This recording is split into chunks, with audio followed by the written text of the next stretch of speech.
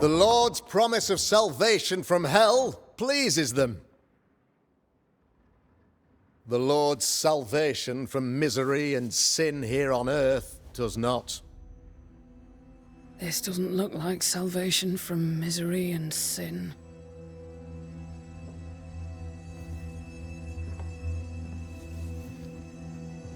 The wicked pray for deliverance from the fires of hell, while piling the kindling high. They proclaim their love for their Lord, yet, in His name, they serve themselves. Their self-regard crumbles in the light of their hateful iniquities.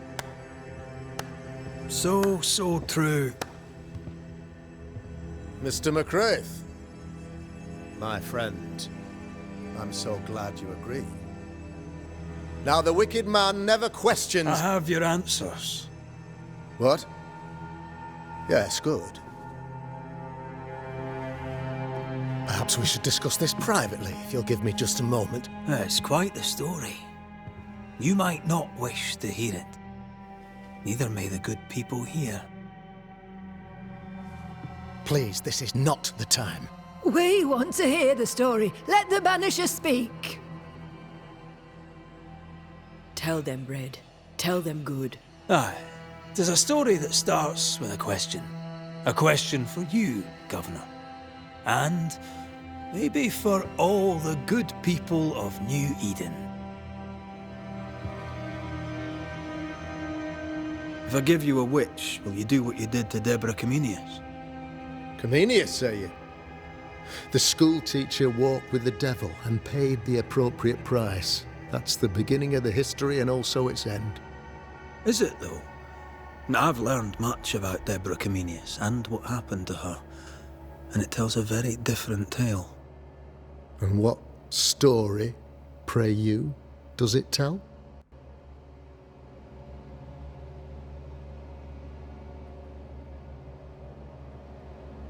It tells the story of a man, a latter-day King Solomon.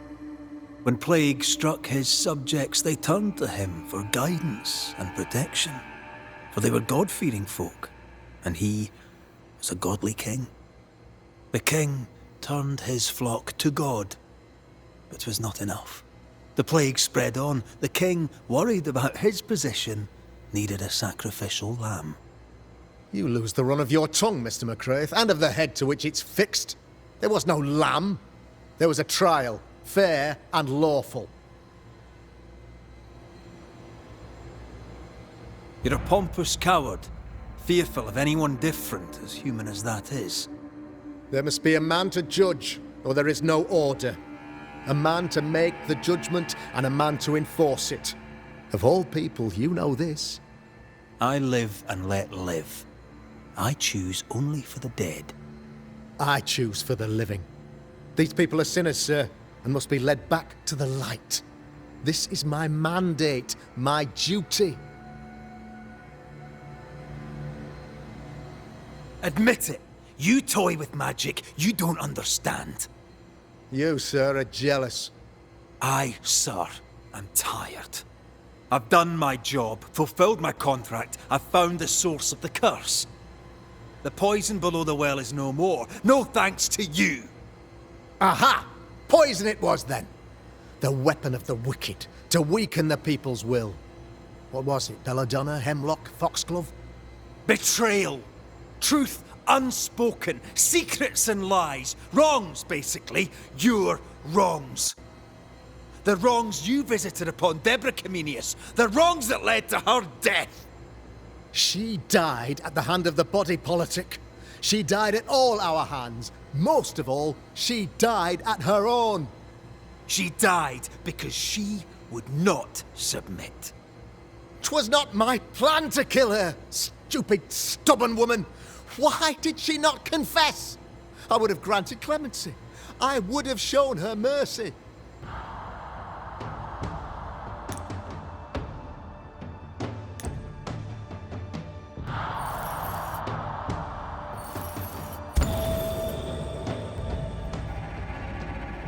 You had the power to stop the madness.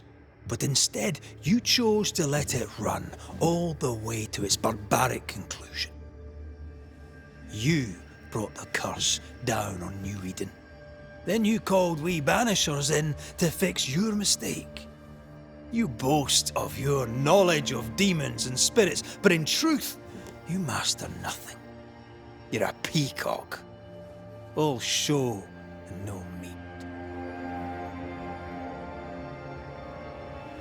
I'm not here today to bring justice. But this man, your governor, brought death to your doors. He deserves blaming.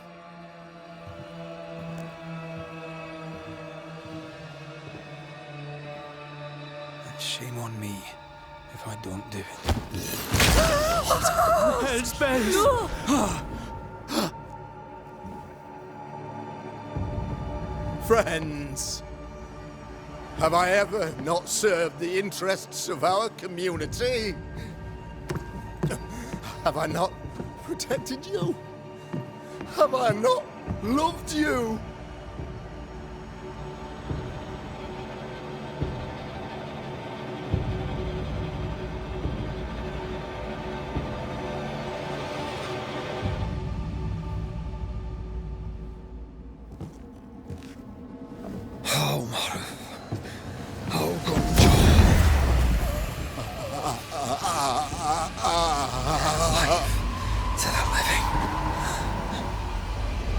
Death to the dead.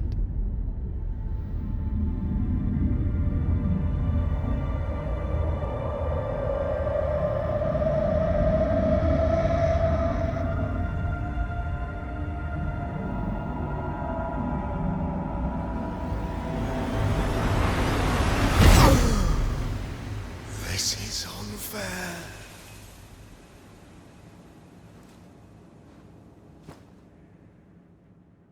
Is the evil gone for good? Far from it. Then who will protect us?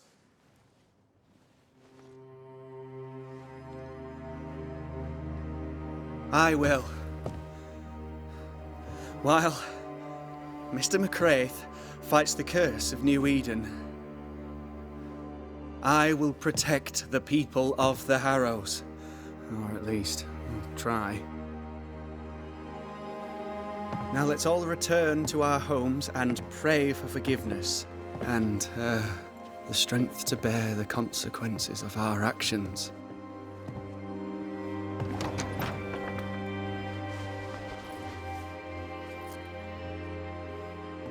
Your fee. One of the many debts my father left me.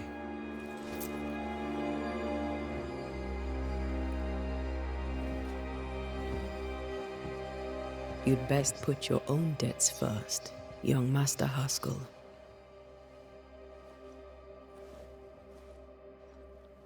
Don't I know it?